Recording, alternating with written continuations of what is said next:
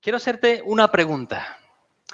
Si yo te preguntara cuál de tus 5 sentidos preferirías conservar antes que cualquier otro, ¿cuál escogerías? ¿Con cuál te quedarías sobre los otros 4 sentidos? Hermanos, si la cosa no ha cambiado, Dios ha dotado al ser humano de 5 sentidos: la vista, el oído, el olfato, el gusto y el tacto. Así que si estuvieras en una situación en la que vas a perder un sentido, ¿a cuál definitivamente no renunciarías? Alguien podría decir, mira, Gerson, a mí me encanta saborear la comida, descubrir los sabores, probar cosas buenas. Yo me quedaría definitivamente con el gusto. Quítame cualquiera, pero no el gusto. Quizá otro diría, mira, a mí me encanta escuchar la música, me encanta salir a la naturaleza y disfrutar del sonido de los ríos, de las aves, de los animales. Si me quitas el oído, la verdad que tendría una vida muy triste, ¿sí? Y algún otro diría, mira, a mí me encanta saborear la comida y me encanta escuchar todo. Pero si me quitas el sentido de la vista, mi vida sería grandemente limitada y no podría disfrutar de muchas cosas que amo, ¿verdad? La realidad, hermanos, es que estadísticamente la gente elige el sentido de la vista por encima de cualquier otro sentido. Se hizo una encuesta en el año 2022, una nueva encuesta en Estados Unidos, y el 77% de los encuestados dijo que prefería la vista por encima de cualquier otro sentido. Hermanos, las personas opinan, o la mayoría de las personas opinan, que la vista es el sentido más importante. ¿Tú qué opinas? ¿Con qué sentido te quedas? Yo opino igual. Algunos estudios sobre neurociencia indican que el 80% de la información que nosotros procesamos en nuestro cerebro nos llega a través de la vista. El 80%. Nuestra visión nos permite orientarnos, leer, reconocer los rostros, disfrutar de unas vistas, de un paisaje, de una obra de arte, etcétera, etcétera. Hermanos, ver es importante. Ver es muy importante. Pero si hay algo más importante que tener ojos naturales para ver, es poder ver con los ojos espirituales, hermanos. Porque existe algo como la vista espiritual. Y hermanos, ¿qué es la vista espiritual? ¿Será la vista espiritual la capacidad de ver lo paranormal? ¿La capacidad de poder ver fantasmas y espíritus? ¿La capacidad de poder observar lo sobrenatural? Bueno, la verdad es que tener vista espiritual es algo más sencillo que esto, pero vital, ¿sí? Acompáñame a leer nuestro texto en la carta a los Efesios en el capítulo 1, en este sermón que yo he titulado Alumbrando los ojos de nuestro entendimiento. Vamos a leer Efesios, ya iba a decir Primera de Corintios, hoy no vamos a predicar de Corintios. Hoy vamos a estar en Efesios capítulo 1 a partir del versículo 15.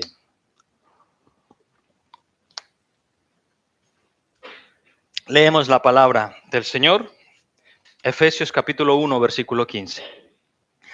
Por esta causa también yo, habiendo oído de vuestra fe en el Señor Jesús y de vuestro amor para con todos los santos, no ceso de dar gracias por vosotros, haciendo memoria de vosotros en mis oraciones, para que el Dios de nuestro Señor Jesucristo, el Padre de gloria, os dé espíritu de sabiduría y de revelación en el conocimiento de Él, alumbrando los ojos de vuestro entendimiento para que sepáis cuál es la esperanza a que Él os ha llamado y cuáles las riquezas de la gloria de su herencia en los santos y cuál la supereminente grandeza de su poder para con nosotros los que creemos, según la operación del poder de su fuerza.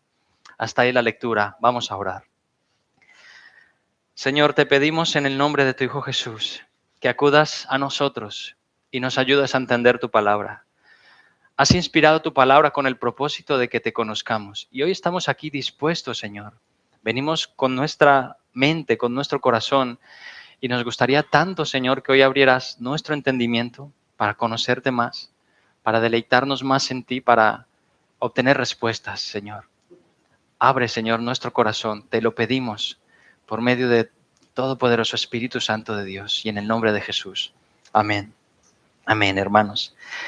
Hermanos, esta carta escrita por el apóstol Pablo está dirigida a la iglesia de Éfeso y la escribe desde un contexto bien complicado. Nosotros sabemos que esta carta fue escrita por Pablo desde la prisión. Pablo estaba encarcelado a causa de la predicación del Evangelio. Y al final de esta misma carta, ya al final, en el último capítulo, en el capítulo 6, y después de describir aquella famosa armadura de Dios, ¿verdad? Pablo pide a sus lectores que oren por él. Y la petición de Pablo es muy directa. Orad por mí, para que al abrir mi boca me sea dado de nuevo la habilidad de poder comunicar el Evangelio a todas las personas que pueda. Y efectivamente, Pablo estaba encarcelado. ¿Era un deseo de Pablo el ser liberado? Por supuesto que sí. Pero en este momento Pablo pide oración para que al abrir su boca le sea dado palabra para comunicar el Evangelio, ¿sí? Esto es lo que hace él al final de la carta. Pero aquí, al principio de la carta, Pablo está pidiendo otra cosa. Lo hemos leído. Y la verdad, hermanos, es que el texto que hemos leído, estos 4 o 5 versículos, es una suma de muchas cosas, ¿verdad? Ese es el estilo de Pablo al escribir, ¿no? Él te empieza hablando de la fe, luego de la sabiduría, del amor, del entendimiento, de la esperanza, de la resurrección, ¿no? Y cuando tú ves este texto, tú dices, bueno, ¿por dónde empiezo? ¿En qué me centro? ¿A qué le dedico mi atención? Bueno, pudiéramos hablar de todas estas cosas, pero hoy nos centraremos en aquello que va de acuerdo al tema de hoy, y es que nuestros ojos sean abiertos por Jesucristo. ¿Cuántos quieren, hermanos, que sus ojos sean abiertos hoy en esta mañana? Yo quiero que mis ojos sean abiertos. Mirad, hemos leído en el versículo 18, alumbrando los ojos de vuestro entendimiento para que sepáis algo. La nueva traducción viviente, la nueva versión internacional traduce este mismo texto de la siguiente manera. Pido también que les sean iluminados los ojos del corazón para que sepan a qué esperanza Él los ha llamado. Y luego la traducción de la palabra de Dios para todo lo traduce de esta manera. Pido que Dios les abra la mente para que vean y sepan lo que Él tiene preparado para la gente que ha llamado, ¿sí? Entonces, creo que ya entendemos bien qué es lo que quiere decir el apóstol aquí. Y esta es parte de la oración de Pablo, pero con toda seguridad es también el deseo de Dios para ti y para mí. Que mis ojos, que tus ojos, que nuestros ojos sean abiertos. ¿Para qué? Para que sepamos algo importante. Hermanos, hay que saber. Hay que saber, las cosas hay que saberlas para que sepamos cuál es esa bendita y grandiosa esperanza que tenemos, para que sepamos y comprobemos las impresionantes riquezas que tiene Dios reservada para aquellos que le aman, ¿sí? Para que sepamos lo absolutamente poderoso, fuerte e invencible que es el Dios al que servimos. Esto hay que saberlo, hermanos. Esto hay que saberlo, pero no solamente con los ojos de la carne, no solamente con intelecto, no solamente de una manera teológica. Esto hay que saberlo, hermanos, con los ojos del corazón y disfrutarlo. Tenerlo guardado aquí, verlo y disfrutarlo. Hermanos, este concepto de abrir los ojos espirituales no es nuevo. De hecho, es casi tan antiguo como los mismos seres humanos. ¿Sí? Si recordamos la historia del Edén, cuando nuestros primeros padres habitaban allí en el Edén, había allí un mandamiento impuesto por Dios. Dios le dijo a Adán, Adán, mira el horizonte. ¿Ves la cantidad de árboles que hay? Sí. ¿Ves que son muchísimos y de muchos tipos? Sí. Bueno, pues entre todos esos árboles hay uno que yo no quiero que tú comas. No me preguntes por qué, no quiero que comas de ese árbol. Era el árbol de la ciencia o del conocimiento del bien y del mal. Y cuando la serpiente está allí en el Edén y tiene aquella triste conversación con Eva y la convence de que Dios les está reservando un privilegio porque Dios es egoísta, ¿sí? ¿Qué es lo que insinúa Satanás a Eva? ¿Sí? Allí en Génesis capítulo 3 y versículo 4 al 7, dice que la serpiente dijo a la mujer, mira, lo que te está diciendo Dios no es verdad. La verdad es que no moriréis, sino que sabe Dios que el día en que comáis de él, serán abiertos vuestros ojos y seréis como Dios, sabiendo el bien y el mal. Y vio la mujer que el árbol era bueno para comer y que era agradable a los ojos y árbol codiciable para alcanzar la sabiduría, y tomó de su fruto y comió. Y dio también a su marido, él comió, así como ella. Entonces, dice la escritura, fueron abiertos los ojos de ambos y conocieron que estaban desnudos. Entonces cosieron hojas de higuera y se hicieron delantales. ¿Sí? De esta manera, hermanos, podemos entender mejor el concepto. La idea de abrir los ojos espirituales es muy antiguo, y que los ojos de nuestro corazón sean abiertos significa que nuestro entendimiento es expuesto a una nueva realidad que antes no conocías. Eso significa que tus ojos sean abiertos. Ahora bien, volviendo a Efesios, ¿por qué Pablo ora de esta manera? ¿Por qué Pablo nos invita a desear ver con claridad algunos asuntos espirituales? Hermanos, porque definitivamente hay todo un aparato espiritual maligno siendo movido por el enemigo de nuestras almas para producir ceguera en el mundo y, si pudiera, también en los creyentes. Y esto tenemos que tenerlo claro. Hay un enemigo que intenta cegarte a ti y a mí. Este es mi primer punto, hermanos, cegados por el enemigo. En 2 de Corintios, capítulo 4 y versículo 4, el apóstol Pablo les escribe allí una realidad, esa misma realidad de la que venimos hablando. Dice allí en 2 de Corintios 4 que el Dios de este siglo, es decir, Satanás, cegó el entendimiento de los incrédulos para que no les resplandezca la luz del evangelio de la gloria de Cristo, el cual es la imagen de Dios. ¿Sí, hermanos? Ahí está, el enemigo de nuestras almas, cegando a los incrédulos. Una persona ciega espiritualmente es aquella que no ha entendido, no ha podido entender el evangelio de la gloria de Cristo por coacción de Satanás y no quiere creer en ese evangelio. ¿Por qué? Porque no lo considera importante. ¿Sí? La luz del evangelio, que siempre está expuesta y es predicada a todos los hombres, no ha podido calar, no ha encontrado cabida en el corazón de los incrédulos. Y, hermanos, podríamos dividir la acción de Satanás sobre dos grupos de personas. En primer lugar, el primer grupo, los incrédulos. ¿Sí? El texto de Corintios nos dice que Satanás cegó el entendimiento de los incrédulos, es decir, de todas aquellas personas duras de corazón que se niegan a reconocer que hay un Dios en los cielos y reina, y ellos no están dispuestos a reconocer que son pecadores y que necesitan un gran Salvador. ¿Por qué? Porque están ciegos. Y dentro de ese grupo, hermanos, hay todo tipo de personas, ¿sí? Cegar el entendimiento, hermanos, no es hacer tonta a una persona o ignorante. ¿Qué va? En este grupo de incrédulos hay personas intelectuales, hay muchos sabios y personas muy inteligentes, pero su inteligencia no les alcanza para reconocer que hay un Dios en los cielos al que tendrán que dar cuentas, ¿verdad? ¿Sí? Recordad lo que dice la palabra del Señor, y ya hemos pasado por allí en nuestras predicaciones expositivas. Dice que el hombre natural no percibe las cosas del Espíritu de Dios. ¿Por qué? Porque para él son locura y no las puede entender. ¿Por qué? Porque ha de discernirlas espiritualmente. El incrédulo, el hombre natural, no percibe las cosas de Dios porque está ciego. Pero la causa de su ceguera no es otra cosa más que la dureza de su corazón. Así es como lo enseña la Escritura en Efesios capítulo 4 y versículo 18. Allí nos dice que estas personas tienen el entendimiento entenebrecido, ajenos de la vida de Dios por la ignorancia que en ellos hay, por la dureza de su corazón. Y en otras palabras literales de Jesucristo, si lo recordamos en el Evangelio de Juan, el capítulo 3, después de ese famoso versículo, de tal manera Dios al mundo, que ha dado a su Hijo unigénito para que todo aquel que en él cree no se pierda, mas tenga vida eterna. 3 versículos más adelante, el Señor describe la condición del incrédulo y dice, y esta es la condenación, que la luz vino al mundo y los hombres amaron más las tinieblas que la luz. ¿Por qué? Porque sus obras eran malas. No reconozco que hay un rey. Prefiero vivir mi vida como la estoy viviendo antes de reconocerle.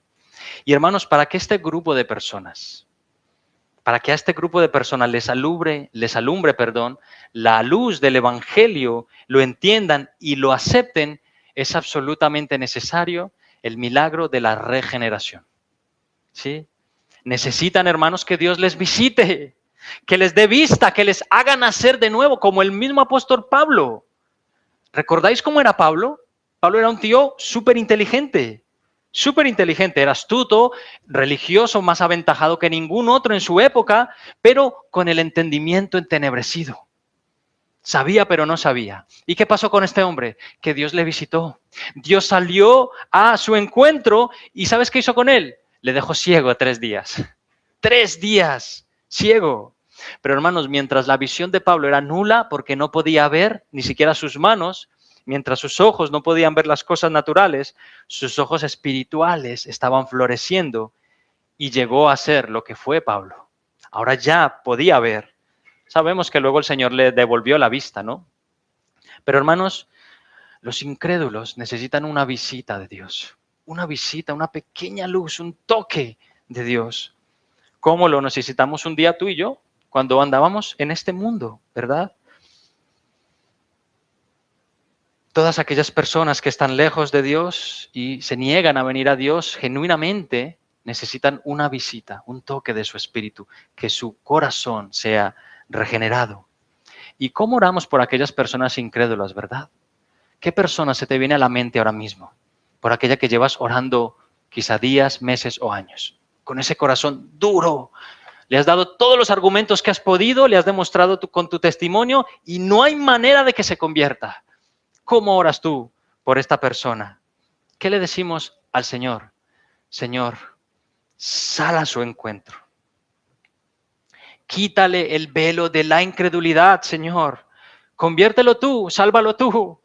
No hay otra manera. Y hermanos, lo que estamos pidiendo en otras palabras a Dios es un milagro. Señor, aparécete a su vida de alguna manera y convéncelo, porque yo no puedo. Y hermanos, si hay algo peor que estar ciego, es pensar que no lo estás. Pensar que sabes, pensar que ves, que lo entiendes todo, pero estás más ciego que cualquier otro. El ciego que no sabe que está ciego, ese es peor porque se piensa que ve, ¿sí? Así que este es el primer grupo. Pero en segundo lugar tenemos otro grupo. El segundo grupo podríamos decir que ya que Satanás no puede apartar definitivamente a los hijos de Dios de su brazo amoroso, intentará que los creyentes tengamos poca vista. Poca vista. Un predicador le llama a esto la miopía espiritual, ¿no? Aquí los miopes sabemos que no podemos ver muy bien de lejos.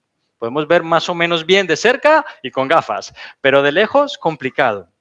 Sí, hermanos, el cristiano ya ha recibido la vista, pero en muchas ocasiones tenemos que reconocer que no vemos bien. Y Satanás intentará aumentar nuestras dioptrías para que no veamos con claridad. ¿Y qué utiliza Satanás? Un montón de recursos. Todo lo que está en sus manos, él lo utilizará. ¿Qué son esos recursos, hermanos? El entretenimiento, la enfermedad, el desánimo, la ansiedad, el dinero, las malas compañías, las ocupaciones de la vida, el trabajo, el afán de reconocimiento, un sinfín de recursos. Utiliza para acortar tu vista y la mía. Y tenemos que reconocer, hermanos, que todas estas cosas están ahí todo el tiempo, haciéndonos presión, ¿verdad? Intentando encontrar cabida en nosotros y muchas veces lo consigue. Eso es lo triste. Sin embargo, hermanos, aunque para los cristianos genuinos ya la luz del Evangelio nos ha resplandecido, en muchas ocasiones la causa por la que perdemos la visión se llama incredulidad. Falta de fe.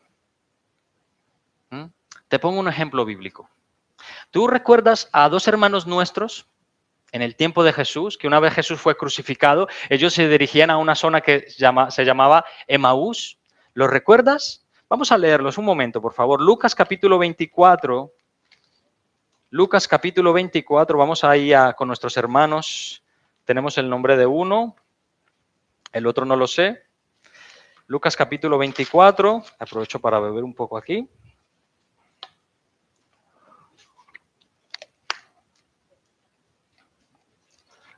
Capítulo 24 de Lucas, a partir del versículo 13 hasta el 35.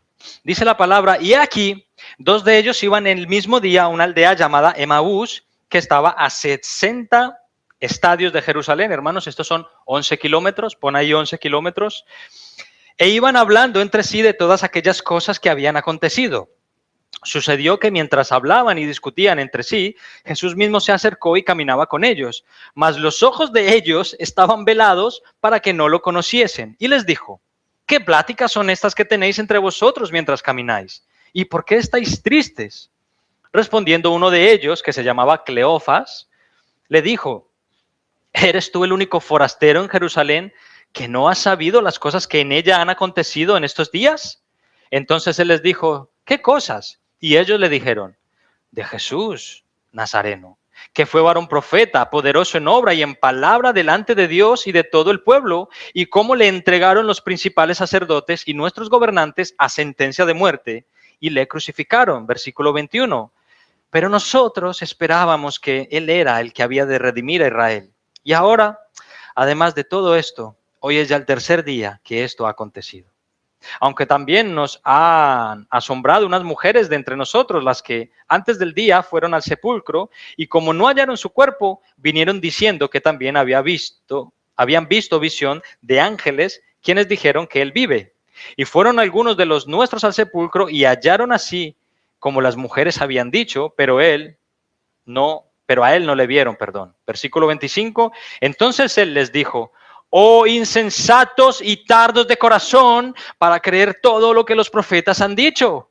No era necesario que el Cristo padeciera estas cosas y que entrara en su gloria. Y comenzando desde Moisés y siguiendo por todos los profetas, les declaraba en todas las escrituras lo que de Él le decían. Hasta ahí la palabra, hermanos, un texto un poco extenso, pero nos sitúa en el contexto. Insensatos y tardos de corazón para creer lo que estaba escrito. Mis hermanos, nuestra falta de fe muchas veces es lo que nos impide ver cuál es la esperanza a la que Él nos ha llamado. Es nuestra incredulidad y nuestra ansiedad la que nos ciega y no podemos ver la realidad en la que estamos a los ojos de Dios. Y no podemos comprobar las riquezas de su gloria y no podemos comprobar la supereminente grandeza de su poder. Y es por eso que tenemos que pedirle constantemente al Señor, oh Padre, aumenta mi fe, perdona mi incredulidad, abre mis ojos, abre mis ojos. Ahora, hermanos, hay algo que no podemos dejar de recordar de esta historia, de los hermanos de Emaús, de camino a Emaús. Mira, después de que el Señor les reprende por su incredulidad, porque les reprende, y el Señor también lo hace contigo y conmigo, cuando dudamos, ¿sí? Después de reprenderles por su incredulidad, nuestro bien paciente y amoroso Salvador se queda con ellos, se toma el tiempo y les abre las Escrituras, o el pergamino, o lo que sea que tuvieran en ese momento, no sé si llevaban algo, pero dice que comienza a tratar desde Moisés hasta los profetas lo que las Escrituras decían acerca de él. ¿Para qué? Para abrirles el entendimiento. ¿Veis qué detalle más bonito? Hermanos, este detalle es importantísimo porque es precisamente la Escritura, hermanos, la palabra de Dios, un poderoso abridor de ojos, un poderoso motor de fe. Sin esto es imposible ver. ¿Por qué? Porque la fe viene por el oír, y el oír por la palabra de Dios. Y esto que genera fe, ya sabemos cuál es la definición de la fe. De hecho, lo hemos recordado hoy en la escuela dominical. La fe es la certeza de lo que se espera, la convicción de lo que no se ve. Pero ¿cómo puedo saber si no acudo a las Escrituras? Es lo que Jesús está haciendo con nuestros hermanos de Emaús. En otras palabras, hermanos míos, no podemos tener una correcta visión acerca de Dios y de las cosas espirituales sin Biblia, sin lectura dedicada, sin oración. No puedes. Es imposible. Os voy a hacer una pregunta, iglesia, de parte de Jesucristo. Os voy a hacer una pregunta y por favor no me contestéis. No hagáis ademán de nada. Responder cada uno en vuestro corazón. ¿Sí? Cristiano, ¿Has leído tu Biblia entera alguna vez en tu vida? Mira, si tienes, voy a intentar ser generoso, si tienes menos que 3 años de convertido, tienes excusa, pero tienes que ir terminando ya la lectura, ¿vale? Porque ya llevas 3 años en el Evangelio, ¿sí? Pero para los que llevamos más tiempo en el Evangelio, ¿has leído desde Moisés hasta los profetas, desde Mateo hasta Apocalipsis, al menos una vez en tu vida? ¿Has leído desde Génesis 1 hasta Apocalipsis 22 al menos una vez en tu vida? Hermanos, os hago esta pregunta porque me estaba acordando de mi buen amigo Ranieri para los brasileños. Es el primer brasileño con el que yo tengo contacto cercano, allá por el 2014, con el primero que hice amistad, ¿no? Y él vino desde Brasil, yo vivía en Zaragoza en aquel entonces, y él vino a estudiar. Y era un chico súper amable, la verdad, y sigue siéndolo, ¿sí? Tenía buen testimonio de su familia, era un chico que cae bien. Si le conoces, te cae bien, ¿sí? Pero él estuvo como cosa de 2 o 3 años en Zaragoza y en una de esas conversaciones que tú tienes en tu grupo de amigos cristianos, estábamos hablando acerca del valor de la Biblia, de la lectura, de la enseñanza que trae, y estábamos hablando de leerla, ¿no? Y, hermanos, él, después de un tiempito, reconoció que llevaba como 20 años en el Evangelio, porque él se había convertido de niño. Desde niño entregó su vida al Señor y le salvó, ¿verdad? Y en 20 años no había leído la Biblia ni una sola vez, de Génesis a Apocalipsis. ¿Sí? Y yo le escribí esta semana para que me contara otra vez la historia. Yo suelo hacer eso cuando me viene alguien a la mente, o le escribo, le llamo y le digo, oye, ¿me autorizas a contar tu historia? Y entonces me dicen generalmente que sí, ¿vale?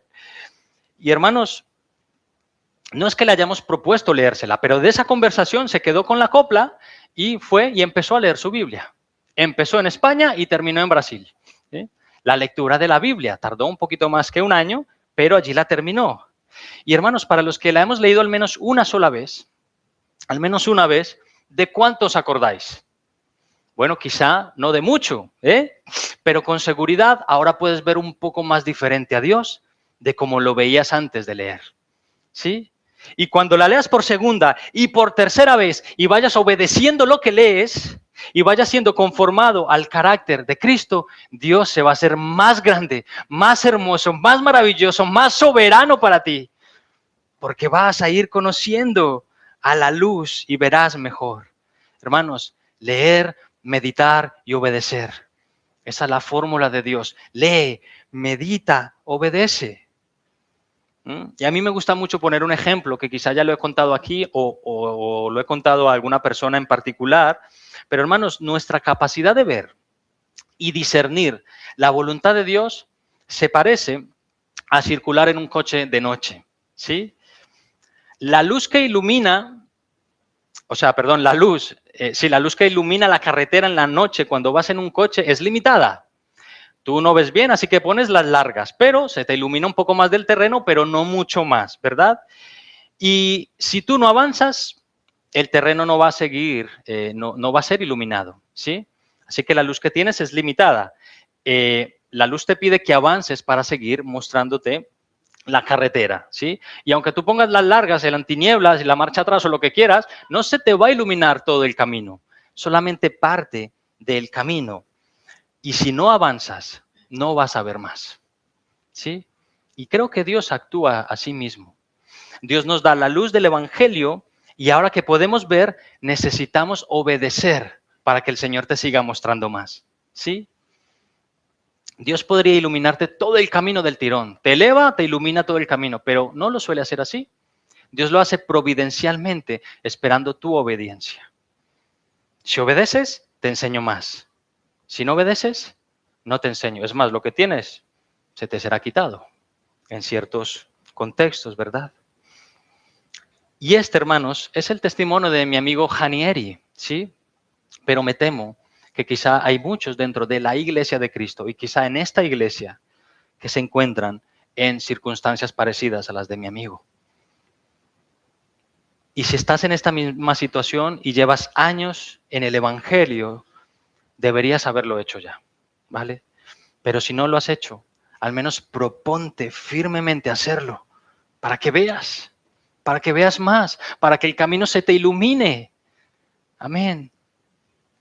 Y si ya la has leído una vez, vuélvelo a hacer. Y cuando termine la segunda, síguelo haciendo y síguelo haciendo porque el Señor te va a mostrar más y más cosas. Hermanos, esta semana Mónica nos mandó al grupo de la alabanza una enseñanza que ya nos había mandado antes, yo ya la había visto, pero la volví a ver, la volví a escuchar, perdón. ¿Sí? Y es una clase ofrecida por el pastor Bob Kauflin, que es pastor en una iglesia, pero además es el director de Sovereign Grace Music, ¿sí? Y estas clases, hermanos, son sobre la adoración. No sé si son como 12 o 13 clases. Hermanos, oro puro, importantísimas. Los de la alabanza, ¿la habéis escuchado ya? Espero que sí. Y mientras él cuenta en su clase parte de su vida y su recorrido en el ministerio, comenta que la iglesia que él estaba pastoreando entonces se propuso leer la Biblia en un año, ¿sí? Y que para entonces, aunque él había sido creyente durante décadas, el pastor no había leído la Biblia ni una sola vez en su vida. ¿Perdón? Completa, sí, vale. Gracias por el detalle. Cuando digo leer la Biblia es completa, de tapa a tapa, ¿sí? Décadas en el ministerio y el pastor todavía no había leído su Biblia completa. ¿Veis, hermanos? Esto no es ajeno también a los pastores. Y sí, hermanos, aunque no es un requisito para el pastorado haberse leído la Biblia entera, no lo pone ahí en Primera de Timoteo, pero se espera que un pastor la haya leído. Pero no solo del pastor, de cualquier cristiano que lleve, ¿cuántos años hemos dicho? 3, ¿no? Más de 3 años en el Evangelio. ¿Sí? ¿Sabes qué dijo Bob después de leerla completa? Mira lo que dijo 2 cosas y no tiene desperdicio. En primer lugar, que no podía creer cómo es que teniendo una Biblia nunca se había tomado el tiempo para hacerla. Sí, porque recordaba que hay lugares donde es casi imposible tener una Biblia en casa y están deseando tenerla para leerla, aunque sea una hoja, ¿no? Pero en segundo lugar, no podía creer lo poco que sabía de Dios a través de su palabra. ¡Wow! Esto es maravilloso, hermanos. Te haces un concepto de Dios, vienes a la fuente, empiezas a leer y dices, uy, pero si a mí me habían enseñado otra cosa acerca de Dios. Este no es el Dios que yo conocía. Ahora mis ojos te ven. Ahora sí te veo, Señor. Y esto le motivó y produjo un santo deseo de leerla una y otra vez, porque eso es lo que produce la Biblia, hermanos. Deseo por leerla. Si tú estás esperando a que te venga del cielo un deseo para leerla, no te va a llegar. Ponte manos a la obra porque la lectura y la meditación es lo que va a generar en ti el deseo de hacerlo. Y cuando menos quieras, léela. Esto lo digo para mí el primero. Hermanos, aquí en esta iglesia de Yodio solemos promover la lectura de la Biblia en un año, ¿sí o no? De manera cronológica desde el principio, desde que empezamos, porque eso ya lo traíamos de Basauri. Y hermanos, yo he hecho esta lectura cronológica varias veces, unas cuantas veces. En otro momento de mi vida he podido leer la Biblia en 6 meses, porque he podido leerla. Bueno, para para no mentir, casi en 6 meses, ¿vale? Quizá algunos días más, ¿sí? Y ahora estamos haciendo una lectura que ha promovido Camila, una lectura de la Biblia en 2 años, hermanos. Maneras, formas, estrategias hay para leerla. Ponte manos a la obra. Y te aseguro que cada vez que paso por los mismos pasajes, descubro más y más detalles de la grandeza y del amor de Dios. Y sí, hermanos, olvido muchas cosas, se me olvidan los personajes, no conecto una ciudad con la otra, se me olvidan un montón de cosas. Pero mientras eso alumbre mi camino y yo lo obedezca, en su momento, Dios va a dar más luz en mi carretera. Porque así lo ha hecho y así le encanta hacerlo a nuestro Dios. Elige el estilo que quieras, pero por el amor de Dios, hazlo. Hazlo. Mantén tu mente ocupada, tu mente centrada en Dios, para que nuestro enemigo no gane ventaja y nos quite la vista, para que no aumente nuestra miopía espiritual. Cuando abres la Escritura y empiezas a entenderla, y tú la lees una y otra vez, y ella es tu meditación todos los días, en los días en que estás agobiado o triste, ¿qué hace el Espíritu Santo? Te recuerda la palabra, te da un texto y te levanta el ánimo, ¿verdad? El Espíritu Santo te ayuda a ver esperanza donde antes no había. ¿Cómo? ¿Con una nueva revelación? No, con lo que ya escribió en su palabra, ¿sí? O a lo mejor abres la Biblia, ¿no? Y lees una historia y te das cuenta que hay un hombre de Dios que ha fallado y ha pecado contra Dios, y a lo mejor tú te ves identificado con esta persona y dices, ay Dios mío, pero si yo estoy haciendo lo mismo y no me había dado cuenta.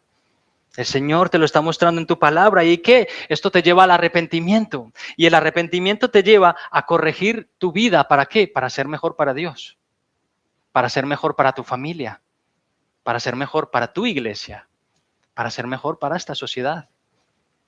¿Ves lo importante? Es maravilloso, hermanos. Y fíjate que aún haciendo esto que acabamos de decir fielmente todos los días, en ocasiones los momentos de la vida son tan turbios que aún estando en paz con Dios no vemos lo evidente debido a circunstancias que nos han venido y no podemos controlar. Este es nuestro siguiente punto. Hermanos, en ocasiones no vemos lo evidente. ¿Sí? Déjame ponerte otro ejemplo bíblico. ¿Recuerdas a Agar, la egipcia, la sierva de Sara, la mujer de Abraham? ¿Sí? Esta historia de Sara y Abraham, hermanos, es un desastre. Un desastre. Dios ya le había prometido a Abraham y Sara que serían padres, pero ellos decidieron no esperar. En incredulidad, Sara le propuso una cosa terrible a su marido.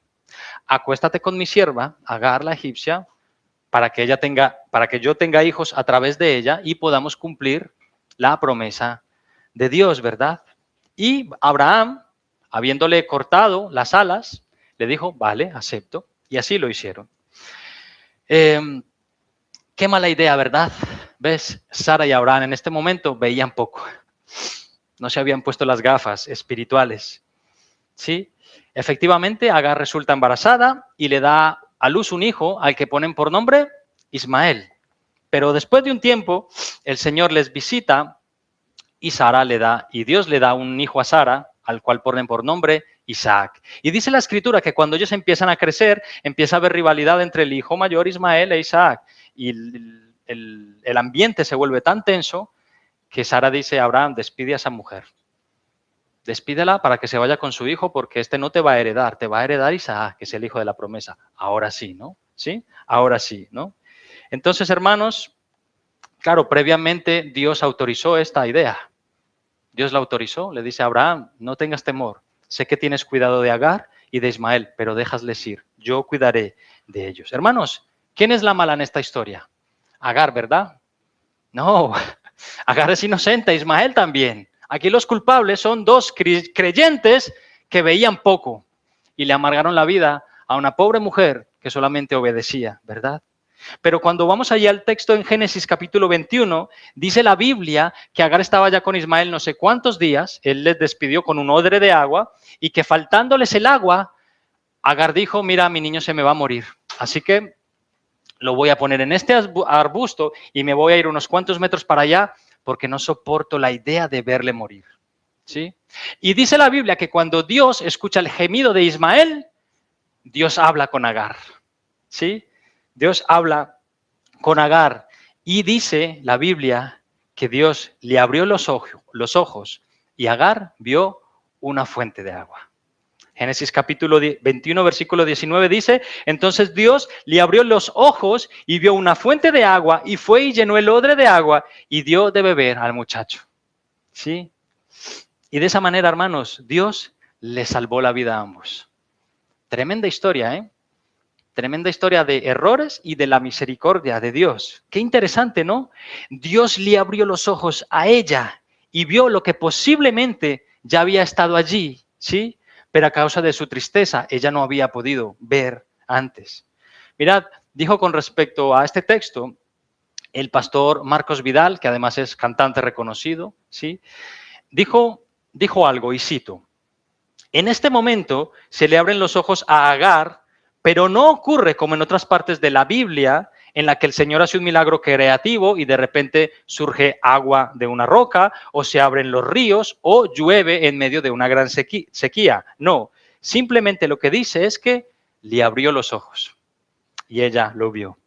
Hermanos, al abrirle los ojos le salvó la vida. Y termina el pastor Marcos Vidal diciendo, Dios te puede salvar la vida si te abre los ojos. Dios nos puede salvar la vida si nos abre los ojos. Hermanos, ¿cuántas veces no nos habrá salvado Dios la vida abriéndonos los ojos? Algunas de ellas ni siquiera han pasado desapercibidas, ni siquiera nos hemos dado cuenta. Pero Dios nos abrió la vista. Estoy convencido, hermanos, de que en muchas ocasiones Dios nos ha dado el suficiente discernimiento y vista para no caer en un error que hubiera podido costarnos mucho. No sé, imagínate, nos ha librado de hacer algún mal negocio, te ha librado de seguir con esa relación tóxica, pero estabas súper enamorado, súper enamorada y no podías ver más allá de tu visión, de no tomar cierta decisión que va a repercutir en la familia. ¿De cuántas cosas, hermanos, no nos habrá librado el Señor? No sé, de equivocarnos en una ruta de coche y tú dices, ay, me he pasado la salida, tengo que dar una vuelta 10 minutos más. Pues a lo mejor te ha librado de un accidente, no lo sé, me lo invento, ¿verdad? Cualquier cosa. Pero el Señor lo ha hecho, sí. Y esa debe ser, hermanos, nuestra oración constante. Alumbra, Señor, los ojos de nuestro entendimiento. Esa debe ser nuestra oración.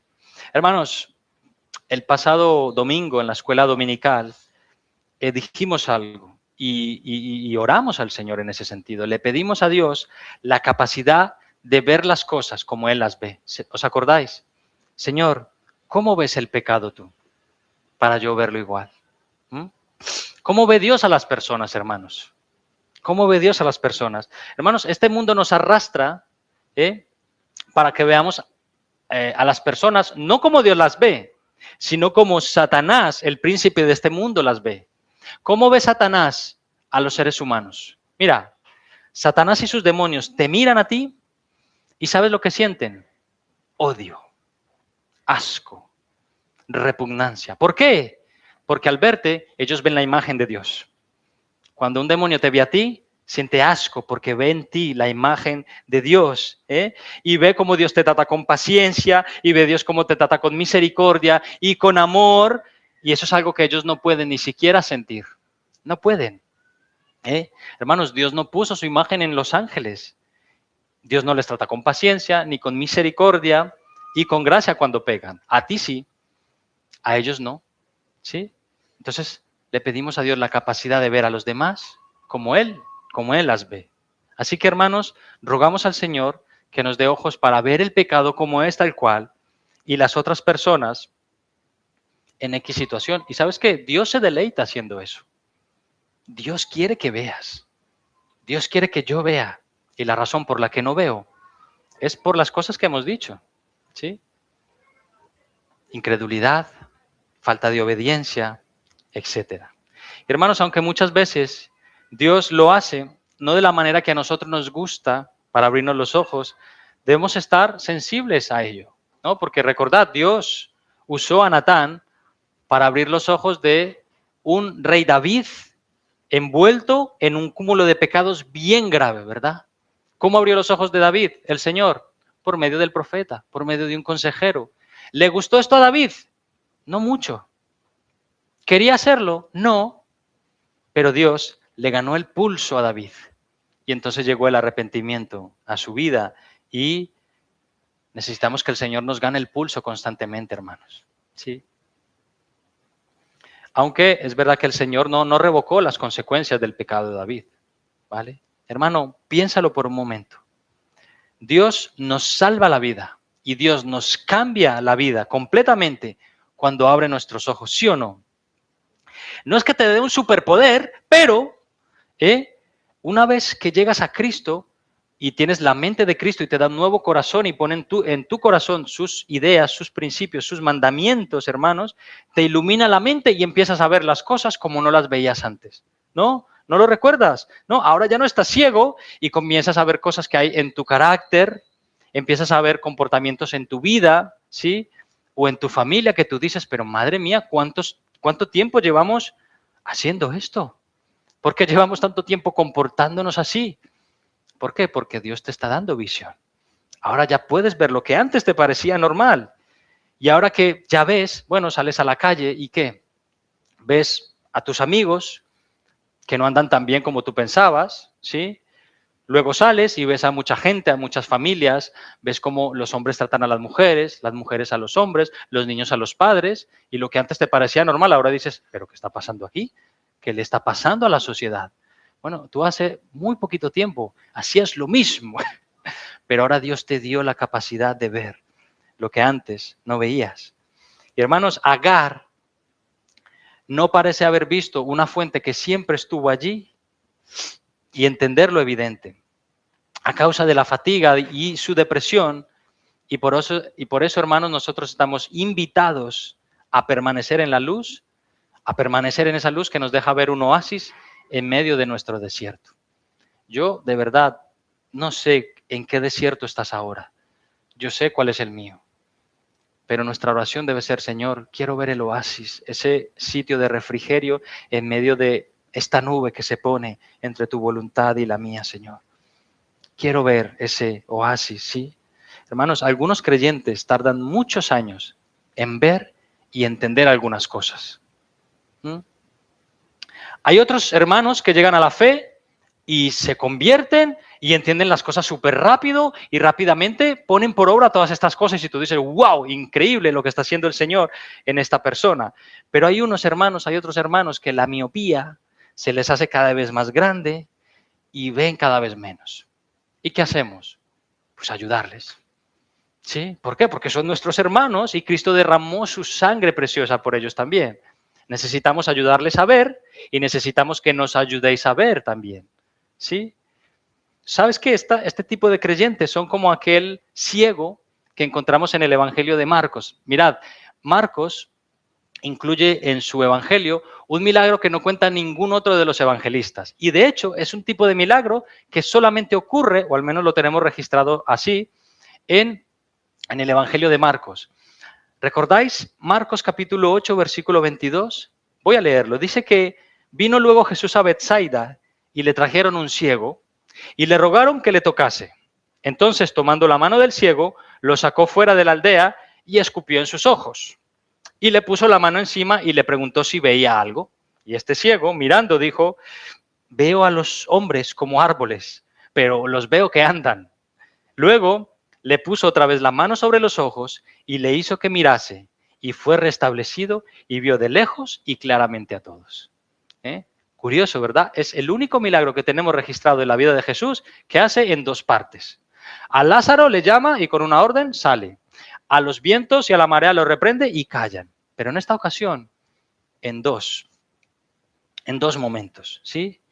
Y creo yo, hermanos, que lo hace para enseñarnos que en la vida cristiana tenemos momentos así y que nos vamos a encontrar cristianos así.